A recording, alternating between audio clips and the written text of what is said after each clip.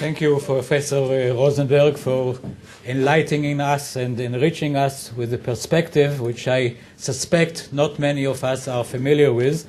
And maybe you should present a short note to John Kerry with your proposal. I'm not so sure to what extent it's going to be acceptable to both parties about the Temple Mount.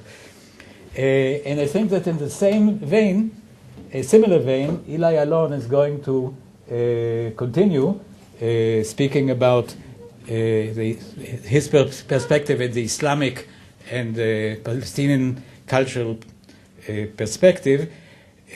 Professor Ilai Alon, who, as you already know, all of you, deserves much of the credit for initiating this conference and the workshop that led to it. Ilai is an expert on negotiation in the Islamic culture and on Islamic theology. He taught until recently at Tel Aviv University's Department of Philosophy. Professor Alon is the author and co-author of several important books. Among them are Socrates in Medieval Arabic Literature, Socrates Arabus, Life and Teachings, Concepts of the Other in Near Eastern Religions, and Religion and Government in the World of Islam. Ilai, the floor is yours. Thank you, Danny. I'm going to change a little bit the idea of how I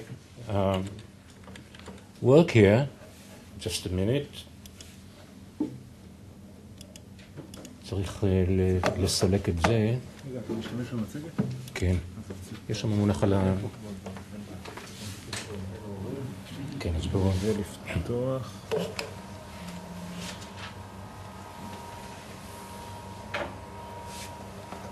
עשית פה איזשהו שינוי? עשית פה איזה שינוי? לא, עד שלא עשיתי שום שינוי.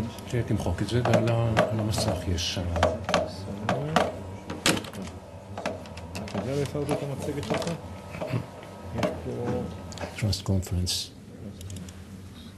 זאת המצגת? בסדר גמור. רגע, אני אעלה לך פה את זה. ככה, ככה. בסדר? כן, תודה. זה איך להוריד לעלות. אין בעיה. In the audience, a very good friend of mine is present, and I'm very proud of his presence, and I'm glad about it. Walid Salim is going to speak later on today, and I feel a little bit awkward by speaking about how Walid perceives trust. Walid being a Muslim and a Palestinian and an Arab, and I'm going to tell him how he feels about trust. But on a more serious vein, the point that I'm trying to make is more not exactly how Walid feels and what he thinks or perceives of trust, but rather how I, as an Israeli Jew, perceive of his position vis-a-vis trust, a point very well taken by Epi earlier on. And so, Walid, will you excuse me if I say things that you don't like too much, and I'll be happy to stand corrected. The purpose, the objective of my paper is to point to a number of difficulties and barriers in attaining trust between Arabs, Arabic-speaking Muslims, to be more accurate, and Israeli Jews. Such barriers and such difficulties that spring out of cultural differences, not political differences or military differences, but rather cultural differences, to argue that the only reasonable remedy to such difficulties, to try and overcome these difficulties, is mutual learning of the other's culture. And again, I'm not dealing with the political side, and eventually to offer a way to operate on this remedy. But I will start from the end. I'll start with the remedy and not with the beginning. And of course, one caveat that I'm going to dismiss is the caveat of generalization and essentialism. We all know it. I'm aware of the problem, and I'm not going to address it because take it that I've taken it into consideration. And the remedy that I would like to offer is something, an extension of what Dinka pointed out yesterday, namely the importance of feelings and emotions in the issue of trust. And of course, everybody understands that emotions are involved here. And I want to take one step further and argue that it is not only emotions per se that are involved in positions, in attitude towards the other, etc., but even further, namely that emotions play a vital role in the meaning of different words, and we'll concentrate here on two such terms, trust and betrayal, and argue that in different languages, the profile, the emotive profile of similar or equivalent words are sometimes starkly different.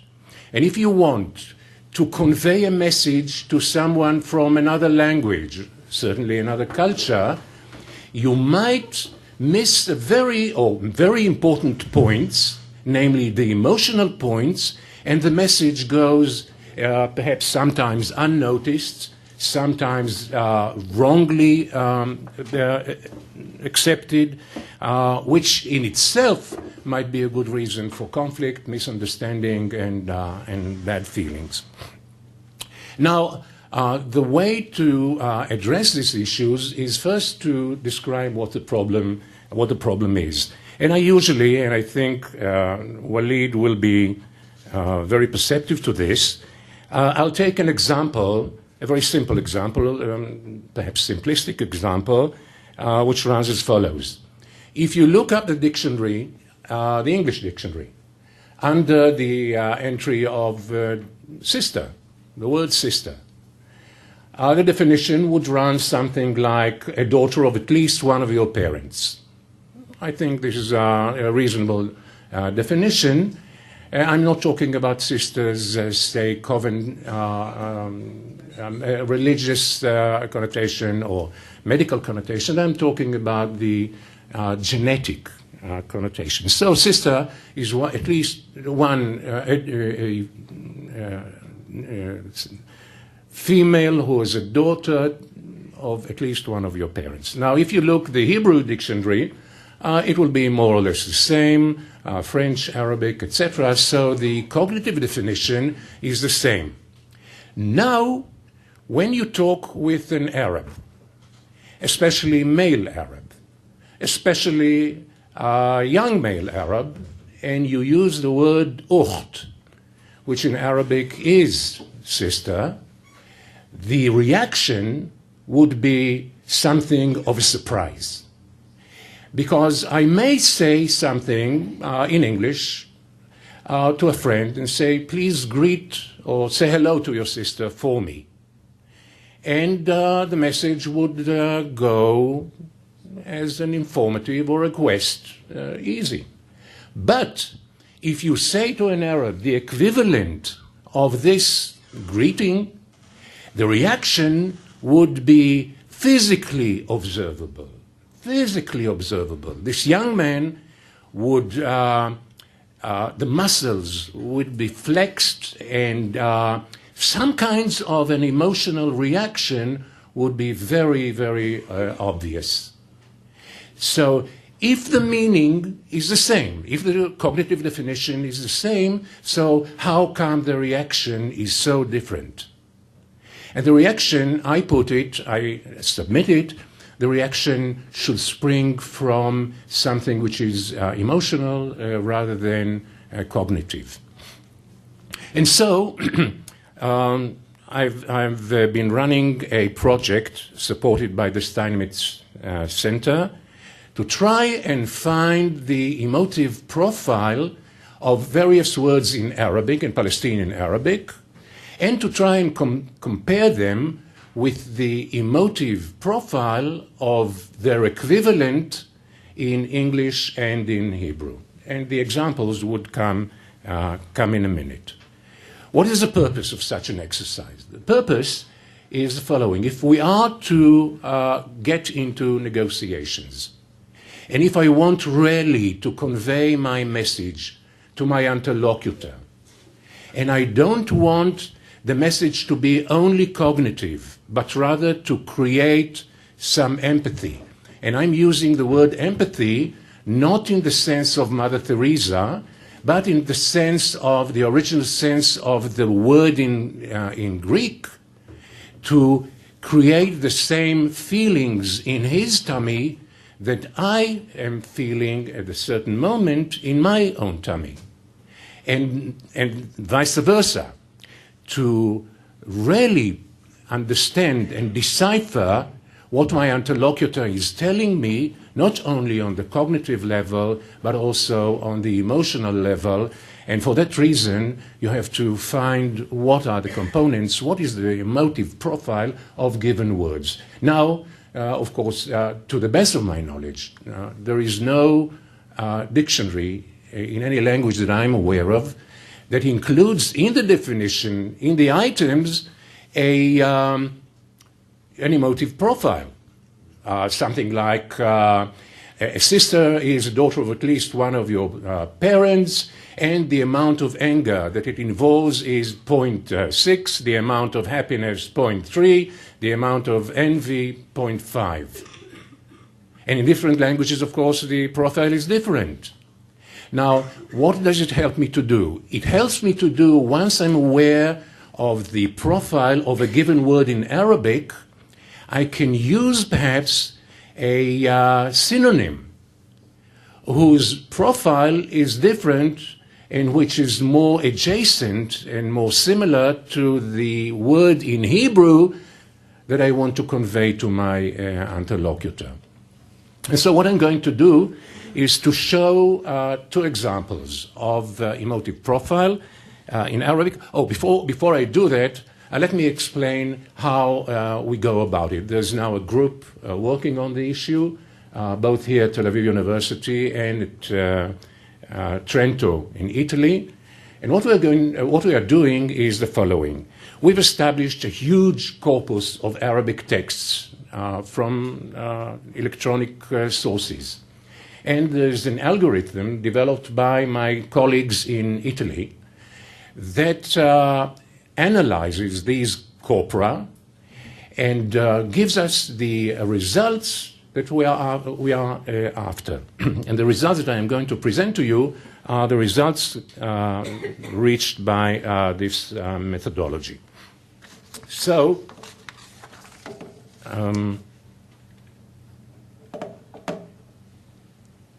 here we are. Let me start with the emotive profile of the word trust. That's better, I think. Now, the red is in English. And here are the different emotions along this axis. And here is the strength of the emotions. Now, I'm talking about the word trust, the word emun in Hebrew in blue, your word emun, shalom, and the word thiqa in Arabic in green. Here, disgust, anger, let me see here, disgust, anger, happiness, sadness, despair, fear, love, and hatred. Some basic emotions. In Hebrew, no disgust at all. In English and in Arabic, something in the vicinity of 0.3. That's amazing. That's amazing. This is quite a difference. Let's go on. Anger. In all three cases, there's much anger when you talk about trust. Again, surprising.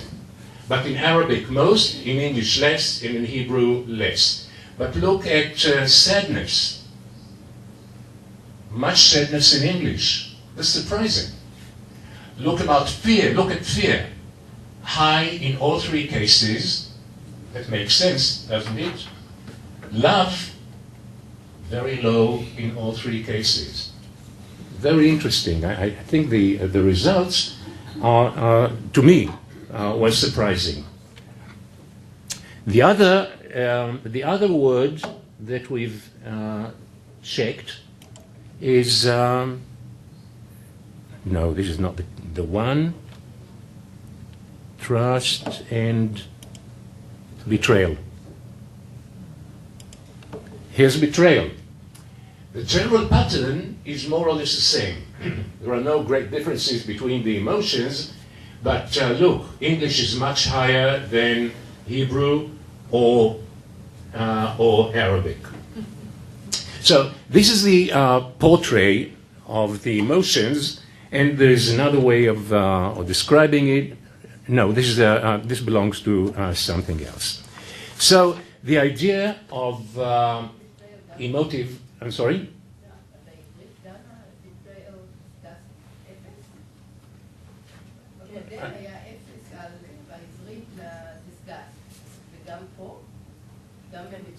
Here, in Hebrew, it's 0 in disgust. Interesting. Arabic, 0.60, I'm sorry, 0.6, and in English 2.5. The results are interesting. Perhaps some of the differences might be explained by the corpus that we've analyzed, consisted of approximately 10 million words. Perhaps we should, and we are going to enlarge the corpus. At the moment, we have 25 million words, and it is increasing.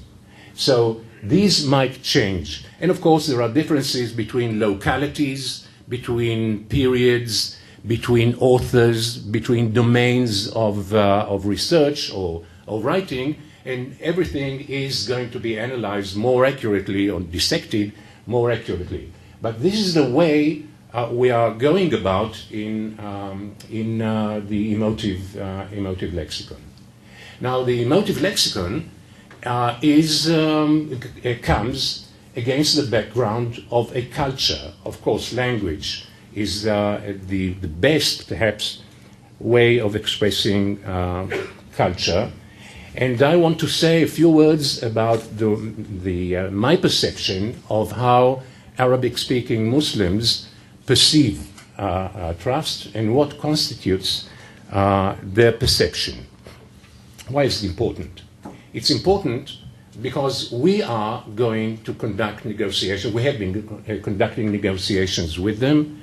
Are we trustworthy? How are we to gain their trust? How are they going to gain our trust?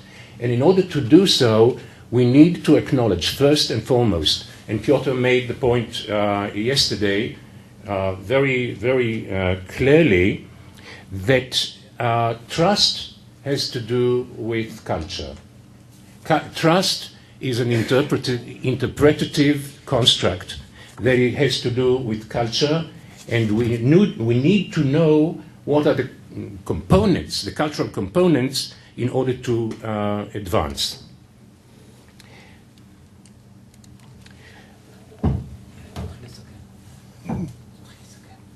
Okay. The definition which I am working here on is the Oxford English Dictionary's definition: a firm belief in the reliability, truth, or ability of someone or something. I think yesterday we spoke over dinner about the need to define trust before we go further, and I think that this is general enough for us to start a discussion. But since Dani is breathing down my neck, I need to close my comments. Let me go directly to my conclusions. And the conclusions are the following. Since trust is such a concept that is circular. You cannot have trust without having earlier a small degree of trust, which rests on the basis of even smaller degree or kind of minuscule degree of trust. In order to gain trust, there's a need for a leap of faith. And this is difficult to create.